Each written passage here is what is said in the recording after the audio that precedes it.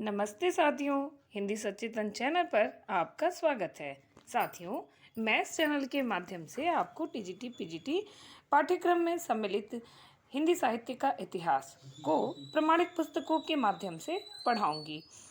तो मैं एक सीरीज शुरू कर रही हूँ। रामस्वरूप चतुर्वेदी जी की पुस्तक है हिंदी साहित्य और संवेदना का विकास। इस पुस्तक का वाचन करेंगे हम। देखते हैं।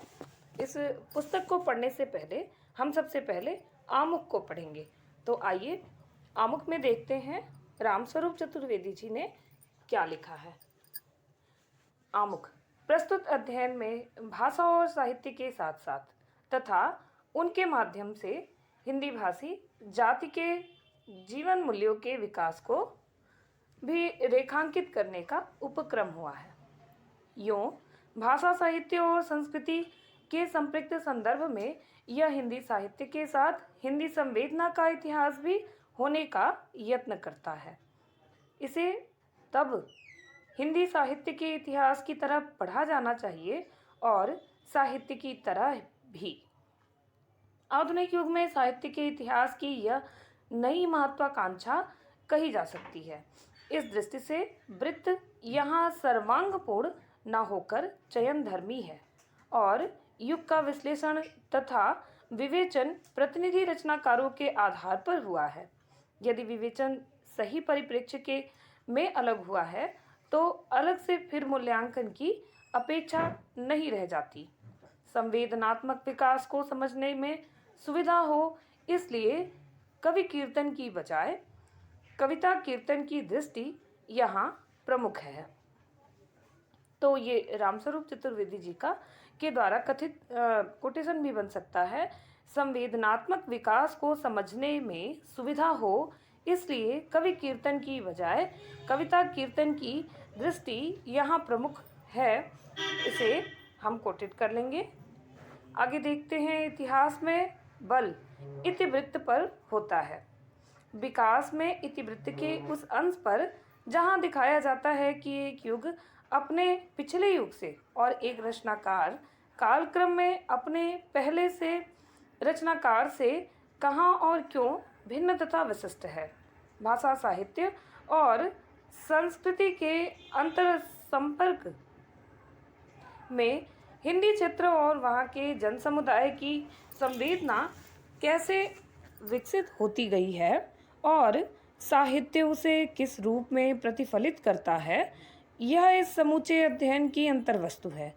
संसार को समझना दर्शन का काम है, उसे बदलना राजनीति का और उसकी पुनर्रचना साहित्य का दायित्व है।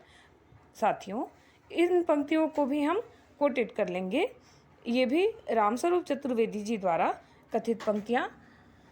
संसार को समझना दर्शन का काम है, उसे बदलना राजनीति का और उसकी पुनर्रचना साहित्य का दायित्व है। इसी रूप में साहित्य का विकास समझने का यत्न हुआ है।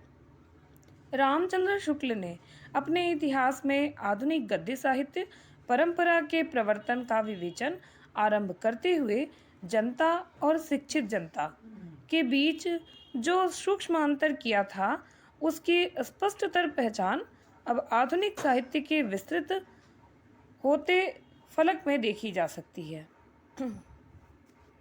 आलोचना और इतिहास विवेक समकालीन साहित्य के अध्ययन और उसकी परख से निःसृत होकर तथा युगीन संदर्भों से जुड़कर ही प्रमाणिक तथा गतिशील बनता है। प्रस्तुत लेखक द्वारा आधुनिक साहित्य के आरंभिक इतिवृत्त और अध्ययन हिंदी नवलेखन जो है 1960 में ये लिखित है तथा हिंदी साहित्य की अधुनातन प्रवृत्तियाँ ये 1969 में प्रकाशित है। तब लिखे गए थे जब नई कविता और नवलेखन की रचना प्रक्रिया को पूरे वेग पर थी। रामचंद्र शुक्ल सांस्कृतिक मूल्यों के लिए रामचरितमानस को भले केंद्र में रखते हों, पर उनका आलोचना और इतिहास विवेक उनके युगीन साहित्य सृजन छायावाद से जुड़कर ही पुष्ट हुआ है। परवर्ती आलोचक और इतिहासकार इसके लिए यदि नए साहित्य की ओर उन्मुख हों तो यह स्वाभाविक और ऐतिहासिक क्रम विकास के अनुकूल है। उपर्युक्त दोनों अध्ययन जिन स्वजनों को समर्पित हुए थे वे पूरे ऐतिहासिक विकास का रेखांकन करते समय इस अवसर पर उनका स्मरण सहज और उचित है। तब वर्तमान अध्ययन उन्हें फिर से नए रूप में समर्पित हों। यह उसी प्रक्रिया का अंग है। आलोचना विवेक के स्रोत और प्रमाण रूप में आधुनिक कालीन साहित्य के विवेचन पर बल का औचित्य भी यहाँ देखा जा सकता है। इतिहास और आलोचक दृष्टि, ये रचना 1982 में शीर्षक पिछली पुस्तक के लिए जो कुछ तैयारी हुई थी वह अब पूर्णतर और रचनात्मक रूप से प्रतिफलित हो रही है। यह लेखक के लिए आंतरिक तोष का विषय है, विशेषकर ऐसे समय में जब साहित्य के इतिहास लेखन को दुस्साध्य समझकर छोड़ दिया गया है और उसके स्थान पर साहित्य इतिहास दर्शन में बेअनुपात रुचि बढ़ती जा रही है। इस संदर्भ में स्पष्ट करना उचित होगा कि चंद्रबरदाई, कबीर, जायसी, तुलसी, देव, भारतेंदु के कृतित्व को न सिर्फ उनके युगीन संदर्भों में रखकर समझा जा सकता है और न केवल समकालीन संदर्भों में। इतिहासकार का यह दायित्व है कि इन दोनों युगों का रिश्ता और क्रिया प्रतिक्रिया स्पष्ट करते हुए वह रचनाकार के संप्रेषण को प्रशस्त करे और व्यापक परंपरा के अंतर्गत उसका मूल्यांकन करे। इतिहास की इस प्रक्रिया को स्पष्ट करने के लिए यह भी जरूरी है कि हम युग विशेष की संवेदना को समझें और उस युग के साहित्य में उसकी साझेदारी का विश्लेषण कर सकें। अभी तक के इतिहासों में सांस्कृतिक पृष्ठभूमि का इतिवृत्त कथन अलग होता है और साहित्य धारा का दिग्दर्शन अलग। यहाँ प्रयत्न यह है कि साहित्य और संवेदना को एक साथ देखा परखा जा सके। आचार्य शुक्ल ने अपने इतिहास के आमुख में जनता की चित्रवृत्ति के परिवर्तन की बात कही थी। आज की भाषा में चित्तवृत्तियों के संश्लेष को संवेदना कहा जाएगा। संवेदना में बदलाव को समझने से साहित्यिक युगों की परिकल्पना और उनके बीच के महत्वपूर्ण अंतरालों को समझा जा सकता है जो साधारण दृष्टि के लिए ओझल बने रहते हैं। इसलिए साहित्य के विकास के साथ साथ संवेदना के विकास को रेखांकित करना इतिहासकार के कर्म का आवश्यक अंग है। इतिहास का अध्ययन संपन्न होने पर अतीत और परंपरा की ओर दृष्टि जाना स्वाभाविक है। आधुनिक यांत्रिक सभ्यता से दूर यमुना कछार में बसे गांव कचपुरा, यह स्थान आगरा में है। अपने घरेलू पुस्तकालय की याद सबसे ऊपर है। यहाँ लेखक अपने घरेलू पुस्तकालय को याद करते हुए कहते हैं कि आजीविका को लेकर परिवार का संबंध कलकत्ता से रहा 19वीं शताब्दी के अंत से, अर्थात लेखक का परिवार कलकत्ता में 19वीं शताब्दी के अंत तक कलकत्ता में निवास किया। इस क्रम में बंगाल के पुनर्जागरण की कुछ झलक इस सुदूर ग्रामीण क्षेत्र तक पहुंची थी।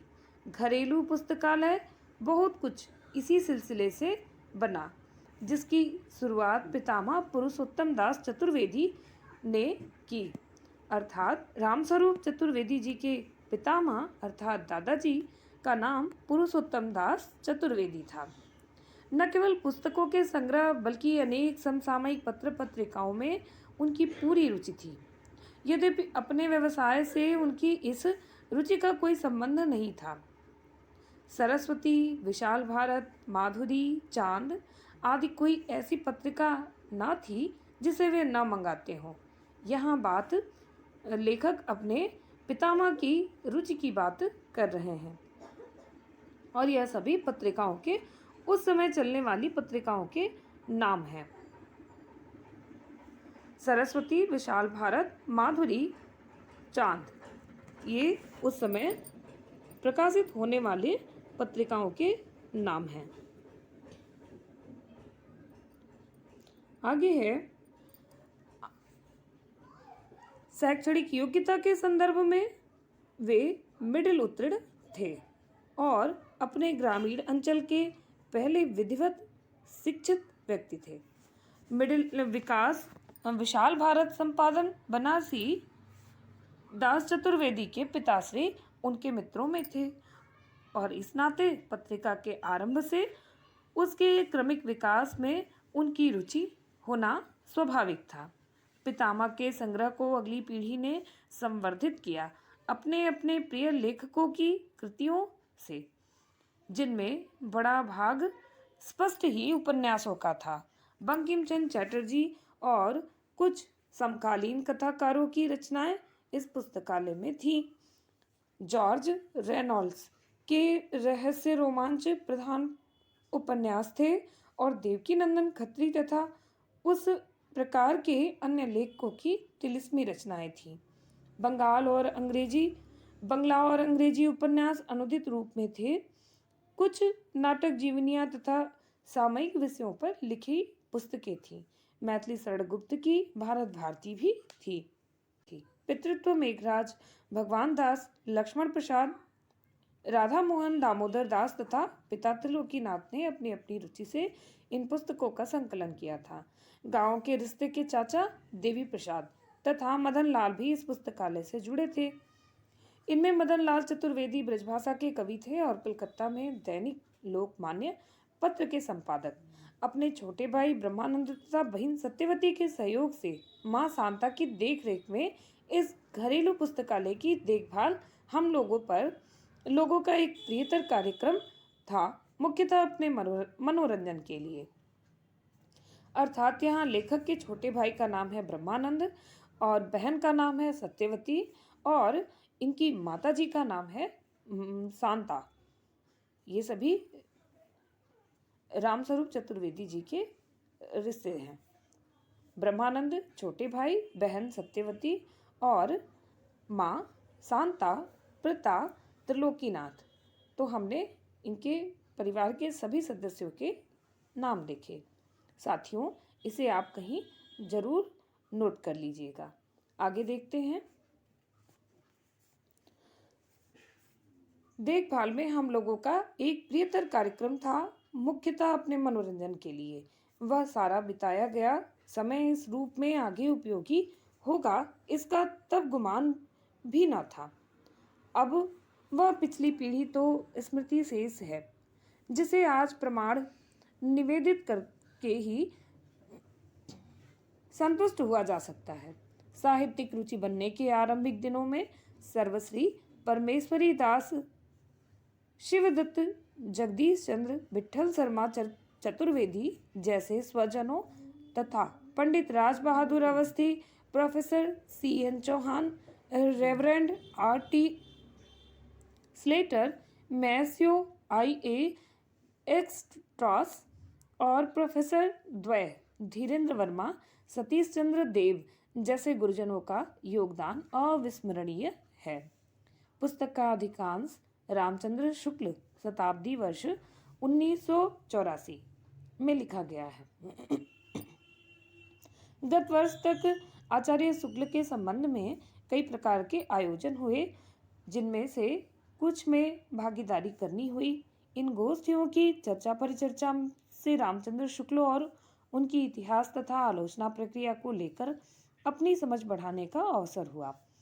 उसका लाभ भी किसी न किसी रूप में इस अध्ययन तक पहुंचा है। इतिहास लेखन के कई जोखिम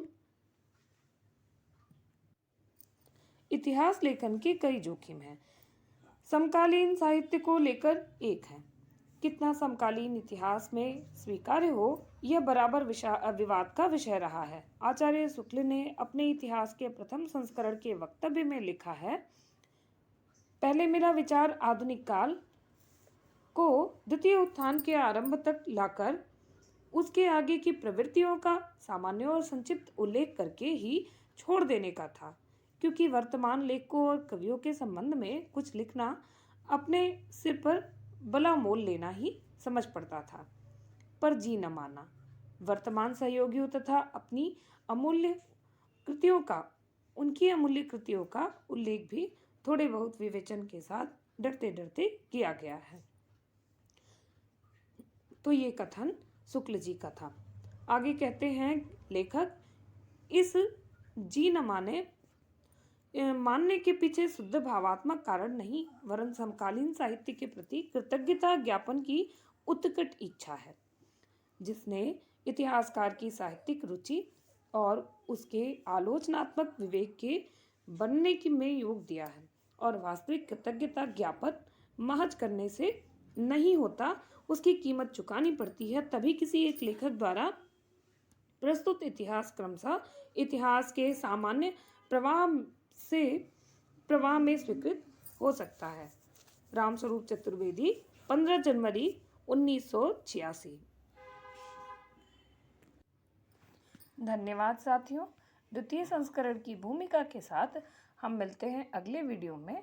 तब तक के लिए बहुत बहुत धन्यवाद। मेरे